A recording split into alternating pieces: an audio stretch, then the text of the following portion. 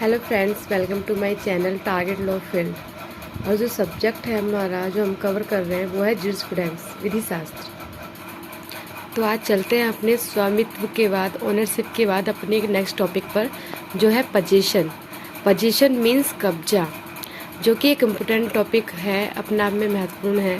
और ये एग्जामिनेशन जो भी होते हैं हमारी यूजीसी नेट के अलावा, उसमें भी बहुत ज़्यादा इम्पोर्टेंट रहता है। तो हम इसके बारे में देखने वाले हैं कि कब्जा है क्या।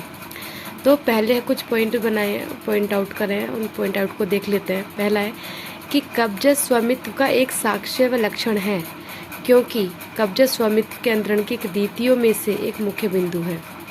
क्या कहने की कोशिश कर रहा है? जो कब्जा है वो स्वामित्व का एक साक्ष्य है, मतलब जहाँ पर कब्जा होगा वहाँ पर ये माना जाएगा कहीं ना कहीं स्वामित्व भी है यहाँ पर। तो स्वामित्व की यदि बात करते तो वहाँ पे कब्जा ऑटोमेटिकली एक मुख्य बिंदु बन जाता है और एक एविडेंस होता है कि जहाँ स्वामित्व है वहाँ कब्जा हो गई। दूसरा पॉइंट है कि कब्जा वास्तविक स्वामी के स्वयं संपूर्ण विश्व के विरुद्ध एक निश्चित हक है। जो कब्जा होता है वो कब्जा रखने वाला व्यक्ति, विश्व में जो भी व्यक्ति होगा, स्वामी जो उसका एक्चुअल ओनर है, उसको छोड़कर प्रत्येक व्यक्ति को उस संपत्ति से, उस वस्तु से दूर करने की पूरी पावर रखता है, राइट है, उसका हक है। तीसरा पॉइंट कि कब्जा स्वामित्व का 9/10वां भाग है। ऐसा क्यों कहा जाता है? तो इसके पीछे ये है कि यदि 10वां भाग ही बन जाए तो वो अपने आप में स्वामित्व बन जाएगा। 9वें भाग तक माना जाता है कि ये कब्जा है। और जब उसमें ये वाला पॉइंट आ जाए कि कब्जा का दीर्घकालीन समय किसी वस्तु का स्वामित्व को प्राप्त करता है, स्वामित्व की सृष्टि करता है, तो मान लिया जाता है कि अब जो है कब्जा स्वामित्व में बदल गया है। ठीक है, तो मान लो यदि किसी व्यक्ति ने किसी प्रॉपर्टी पर कब्जा रखा हुआ है, चाहे वो विधि को या अविधि को, जैसे ही और उसके साथ कब्जा दीर्घकालीन हो गया, जो बिना इंटरप्ट किए, बिना रोके टोके उसने उस प्रॉपर्टी पर यूज़ किया है, उसे एंजॉय किया है। यदि नॉर्मली प्राइवेट प्रॉपर्टी देखा जाए तो 12 साल का टाइम पीरियड है, ये गवर्नमेंट प्रॉपर्टी देखा जाए तो 30 ईयर का टाइम पीरियड है। यदि किसी व्यक्ति ने 12 साल या 30 साल तक कोई प्रॉपर्टी पर कंटिन्यू एंजॉय किया है, इसको यूज़ किया है प्रॉपर्टी को या वस्तु को, तो वस्तु का कब्जे तो उनने रखा और उस कब्जे को तब्दील कर देंगे किसमें? स्वामित्व में। तो वो विधिक रूप से उस प्रॉपर्टी का क्या बन जाएगा? स्वामी बन जाएगा, स्वामित्व उसको प्राप्त हो जाएगा। अब हम ये कहते हैं कि विधि जो है कब्जे को संरक्षण देती है, इसके कारण है। और विधि शास्त्रियों ने अपनी कुछ राय भी रखी है। उनका कहना है कि बल प्रयोग के विरुद्ध संरक्षण, सेवनी जी कहते हैं कि हम विधि के द्वारा कब्जे को संरक्षण इसलिए देते हैं क्योंकि बल प्रयोग के विरुद्ध संरक्षण है ये। यदि कोई व्यक्ति जिसके पास पावर होगी ज़्यादा, तो वो किसी की भी प्रॉपर्टी को बल के आधार पर हासिल कर लेगा। इसलिए विधि बल प्रयोग के विरुद्ध संरक्षण प्राप्त कराती है या देती है। दूसरा पॉइंट, प्रतिच्छारत स्वामित्व है। यदि कोई व्यक्ति काफ़ी टाइम से दीर्घकालीन रूप से उस प्रॉपर्टी को बिना रोके टोके एंजॉय कर रहा है, तो वह उसका क्या बन जाएगा? स्वामित्व उसको प्राप्त कर लेगा। तो ऐसे कब्जे को भी विधि क्या करती है? उसको संरक्षण प्राप्त करती है, इसे सिक्योरिटी देती है, सेव कर देती है। ये बात की थी हॉलैंड ने। अब नेक्स्ट टॉपिक है कि सेवनी पॉइंट है, सेवनी के अनुसार कब्जे के 2 तत्व हैं। इन दोनों तत्वों का होना कब्जे के लिए बहुत ज़्यादा इम्पोर्टेंट है, दोनों का साथ साथ होना बहुत ज़रूरी है। पहला है कॉर्पस, दूसरा है एनिमस। कॉर्पस को बोलते हैं कॉर्पस पजेसिनियस और एनिमस को बोलते हैं एनिमस डोमिनी। और कॉर्पस का मतलब होता है हमारा फिजिकल कंट्रोल। किसी वस्तु पर, किसी पदार्थ पर क्या होगा? फिजिकल कंट्रोल होगा। दूसरा एनिमस का मतलब होता है इंटेंशन। यदि हम किसी वस्तु या पदार्थ पर कब्जा रख रहे हैं तो वहाँ पे हमारा इंटेंशन भी होना चाहिए, हमारा आशय भी होना चाहिए और हमारा फिजिकल कंट्रोल, वो वस्तु हमारे हाथों में भी होनी चाहिए, हमारे कंट्रोल के अंदर होनी चाहिए। तब माना जाएगा कि वो क्या है? कब्जा है। और इसी कब्जे को, इन्हीं तत्वों को लेते हुए दीर्घकालीन एज को भी साइड प्लस करते चले जाए तो मान लिया जाता है कि वो उस प्रॉपर्टी का स्वामित्व ग्रहण कर लेता है। अब आ जाते हैं नेक्स्ट, ए रिंग के अनुसार समाजशास्त्री दृष्टिकोण अपनाते हुए कब्जे के प्रति कहा गया है कि जब कोई व्यक्ति किसी वस्तु के संबंध में, कोई वस्तु है जिसके रिलेशन में स्वामी की भांति दिखाई तो देता है वो, तब उसका उस पर कब्जा था। ठीक है, उसका उस टाइम पर उसका कब्जा था, जब तक विधि के नियमों द्वारा कब्जा से उसे इनकार न कर दिया जाए। कहने का मतलब ये, यदि कोई व्यक्ति जो स्वामी की तरह लग रहा है और उस प्रॉपर्टी पर कब्जा कर रहे हुए हैं तो हम उसको स्वामी ही मानेंगे, जब तक कि उसको विधि द्वारा उसे अलग ना कर दिया जाए, उसके कब्जे को उससे दूर न करा लिया जाए। अब चलते हैं हमारे जूरिस्प्रूडेंस में। जूरिसों ने पोजीशन या कब्जे के संबंध में कुछ इम्पोर्टेंट डेफिनेशंस दिए, परिभाषा दिए। एक दो डेफिनेशंस मैंने लिखी है जो कि से नोट्स में लिखना भी चाहिए और पता भी होना चाहिए, और उसी से इसका अर्थ क्लियर भी होता है। तो होम्स कहते हैं कि आज से ही कब्जे का मुख्य तत्व है। यदि इंटेंशन है तो वो इंटेंशन जो है वो मुख्य तत्व माना जाता है किसका, कब्जे का, होम्स कहते हैं। और पोलक क्या कहते हैं, वो कहते हैं किसी व्यक्ति का किसी वस्तु पर कब्जा तब कहा जाता है जब वह उसके नियंत्रण में हो तथा दूसरों को अपवर्जित करने का आशय रखता हो। तो पोलक भी ये बात कहते हैं कि कोई व्यक्ति किसी वस्तु पर या किसी पदार्थ पर कब्जा तब रखता है जब उस व्यक्ति का उस पदार्थ या वस्तु पर फिजिकल कंट्रोल हो, प्लस उस पर उसका इंटेंशन हो, उसका आशय हो, जिससे कि वो व्यक्ति जो अदरवाइज व्यक्ति हैं उनको दूर रख सके, वो हक रखता हो। आशय के संबंध में कुछ सिद्धांत है जिससे हमें पता चलेगा कि आशय किस तरीके का होना चाहिए, क्या है इसमें। तो पहली बात तो हम कह रहे हैं कि इंटेंशन प्लस फिजिकल कंट्रोल दोनों होने चाहिए, लेकिन आशय किस तरीके का होना चाहिए। तो इस कुछ सिद्धांत दिए हैं। सिद्धांत में 3-4 पॉइंट है जो कि हैं ये। पहला कि जरूरी नहीं है कि आशय रखने वाला व्यक्ति स्वामी ही हो, कोई भी व्यक्ति हो सकता है। दूसरा, आशय कैसा हो सकता है, हमारा विनिर्दिष्ट भी हो सकता है, स्पेसिफिक भी हो सकता है, सामान्य नॉर्मल जर्नली भी हो सकता है। किसी वस्तु पर कोई भी स्पेशल, मान लो कोई प्रॉपर्टी है, उस प्रॉपर्टी के एक हिस्से पे भी हो सकता है, पूरी प्रॉपर्टी पर हो सकता है। तीसरा पॉइंट है कि आशय कैसा हो सकता है, विधिक हो सकता है, अविधिक हो सकता है। विधिक कैसे, लाइक अ स्वामी, जैसे स्वामी किसी प्रॉपर्टी का कोई व्यक्ति स्वामी होता है और वो आशय हर तरीके से रखता है कंट्रोल, अब अपनी प्रॉपर्टी को कैसे यूज़ करे, कैसे भी यूज़ कर सकता है, किसी को उससे अपवर्जित कर सकता है ना, इसी तरीके का।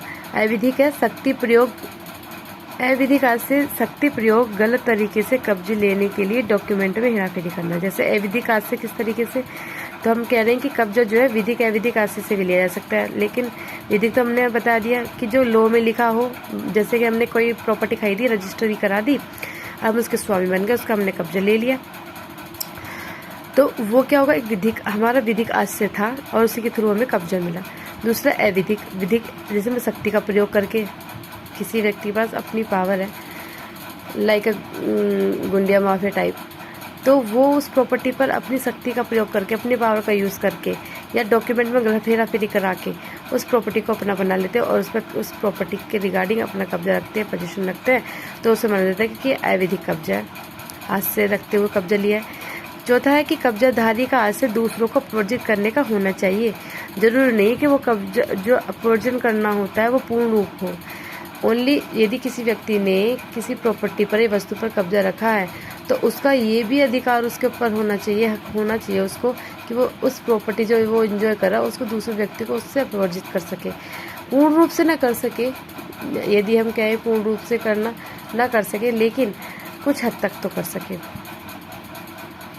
अब आते हैं हम अपने कब्जे के प्रकार में। कब्जे के कुछ प्रकार हैं, जैसे मूर्त अमूर्त कब्जा, दूसरा है विवाहित अविवाहित कब्जा, तीसरा है आभासी कब्जा, चौथा है समवर्ती कब्जा, पांचवा आणविक कब्जा।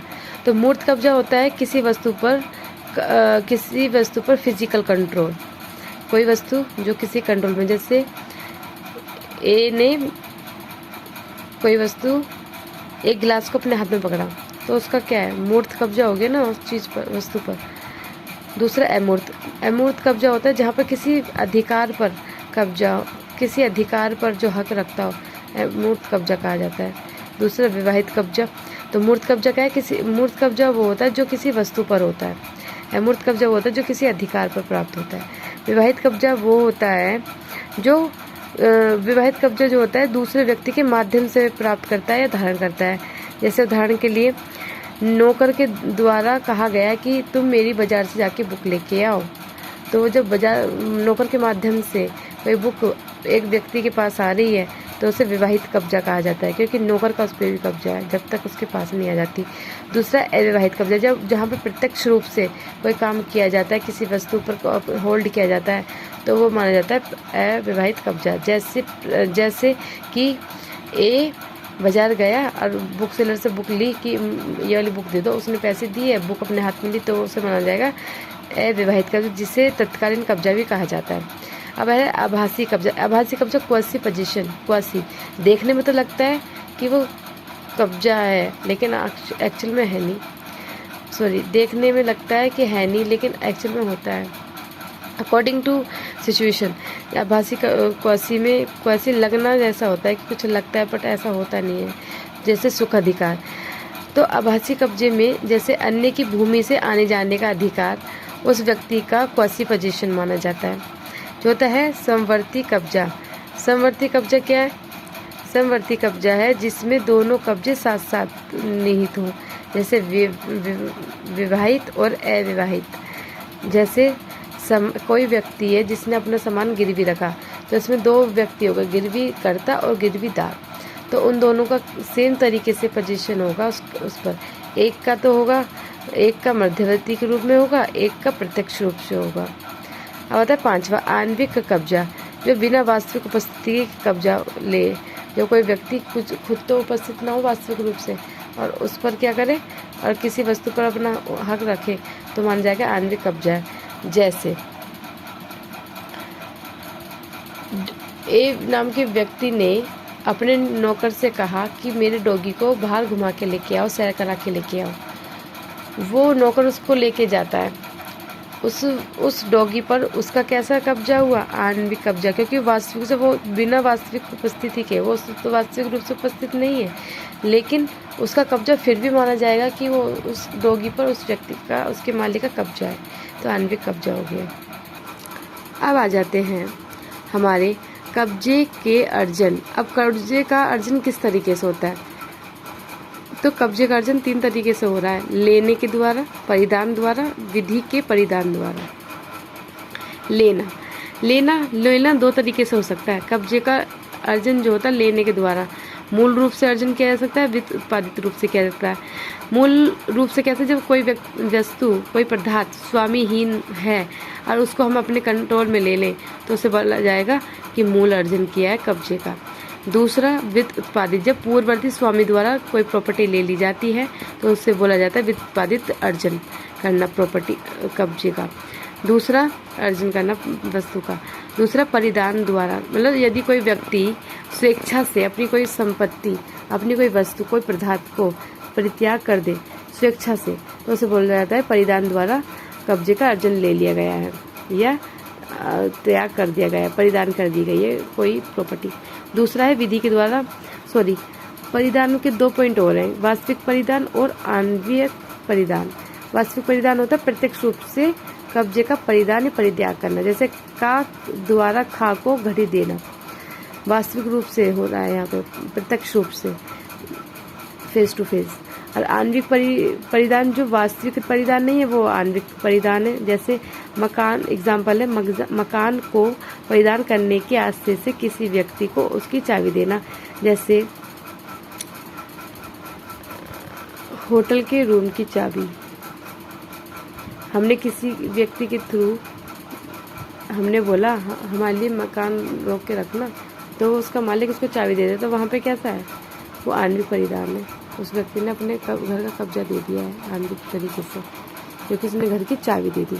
तीसरा है कि विधि के द्वारा परिधान, जब लोग में लिखे हुए पॉइंटों के अनुसार, बिंदुओं के अनुसार जो कोई संपत्ति या वस्तु का परिधान कर दिया जाता है, तो उसे कहा जाता है कि इस तरीके ये परिधान जो है विधि के परिधान द्वारा ही कब्जा अर्जन कर लिया गया है। अब चलते हैं नेक्स्ट, कब्जे का समापन। कब्जे का समापन किस तरीके से हो सकता है? परित्याग द्वारा, परिधान द्वारा और किसी व्यक्ति द्वारा कब्जे को लेने पर। परित्याग और परिधान, दान होता है गिफ्ट करना, जब स्वेच्छा से कोई संपत्ति दे दी जाए, और परित्याग होता है हमने कोई संपत्ति त्याग दी बिल्कुल। अब वो फोर्सफुली भी हो सकता है, अब बिना फोर्स के भी हो सकता है, और व्यक्ति के द्वारा कब्जे का लेने द्वारा भी समापन हो सकता है। ये थे आज के हमारे पॉइंट जो कि हमारे कब्जे से रिलेटेड थे, जिसमें हमने डेफिनेशन देखी, उसका अर्थ समझा, 9/10 का थ्योरी समझी, कारण क्या है कब्जे को विधि के द्वारा संरक्षण देने का वो भी समझा, उसकी डेफिनेशंस देखी। ठीक है, हीगल, होम्स की, पोलक की, हीगल वगैरह इन सब की देखी, सेवनी की भी देखी। हमने टाइप देखे, ठीक है, हमने समापन देखा, अर्जुन देखा। तो ये था हमारा सारा पॉइंट नोट्स जो हमने डिस्क्राइब दे दिया है। आप इसके स्क्रीनशॉट ले सकते हैं। तो ये देखिए नेक्स्ट,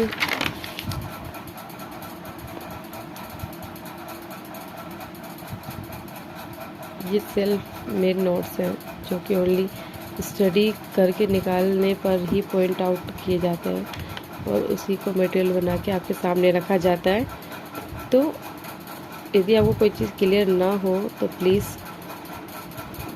कमेंट में क्वेश्चन कर सकते हैं आप, और कोई क्वेश्चन हो और आप कौन सा लॉ पढ़ना चाहते हैं, इसमें जूरिस्प्रूडेंस में आपका इंटरेस्ट है या नहीं तो बताइए, और अपना कौन सा टॉपिक आप पढ़ना चाहते हैं या उसको समझना चाहते हैं तो please comment box.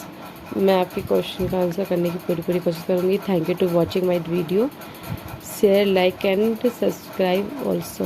Thank you.